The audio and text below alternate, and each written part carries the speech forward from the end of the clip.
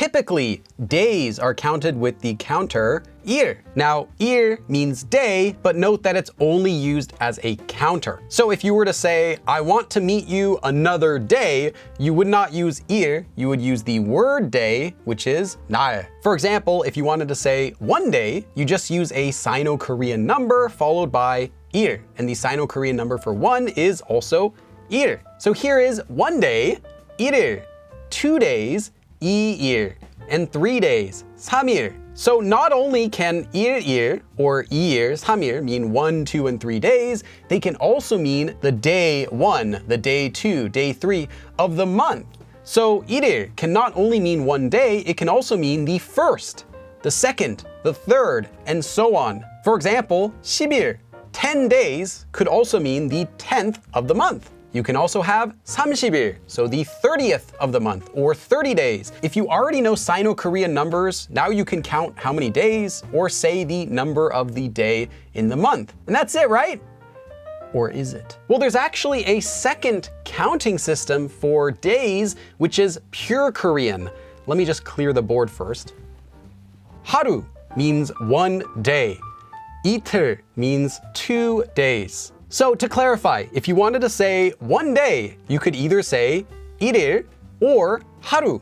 And if you wanted to say 2 days, you could either say 이일 or 이틀. Note that these two are extremely common, so I recommend learning them. But the numbers for 3 days and 4 days are also sometimes used. 3 days is 사흘, and 4 days is 나흘. So if you wanted to say 3 days, you could either say 3일, or now you can also say 사흘.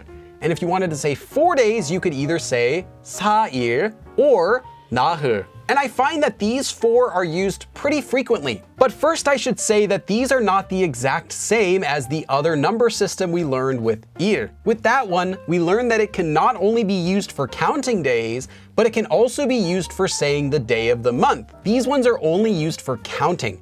So if you needed to say the 3rd of the month, don't say 사흘, just say 3일. Okay, there are numbers going beyond these 4, but I will say that most of them are not used. So now I'm going to give you the numbers from 5 days to 9 days. 닷새 for 5 days, 엿새 for 6 days, 일에 for 7 days, 여드레 for 8 days, and 아흐레 for 9 days. And some of these kind of sound like their pure Korean counterparts. So 다섯 for 5, 닷새, 여섯, 일곱, 여덟, 아홉.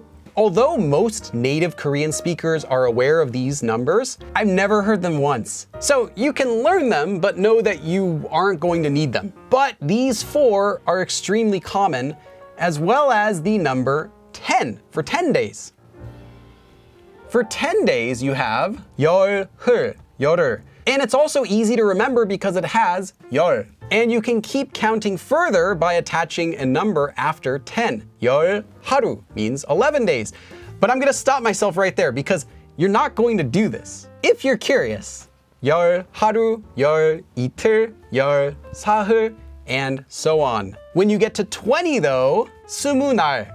So literally 20 days. And then beyond that, 스무 하루, 스무 이틀. So 22, 23, 24, like that. However, there are a couple more numbers which are fairly common. 보름 means 15 days. Alternatively, you could use 열닷새 from before, so 10, 5 days. But 보름 is fairly common. And then for 30, that would be 금음. And when you're using the lunar calendar, 금음, since there are 30 days in a month, this specifies the last day of the month. But on the regular calendar, it just means 30 days. So again, 1 to 4, 10, 15, and 30. These are the only ones that I will really recommend learning. The other ones are just for fun, and you probably will never see them again, except for this wonderful video, right? So, where have you seen these numbers or these days used before? Please let me know in the comments. I do read those. Thanks for watching, and I'll see you again in another lesson. 그럼 다음에 또 봐.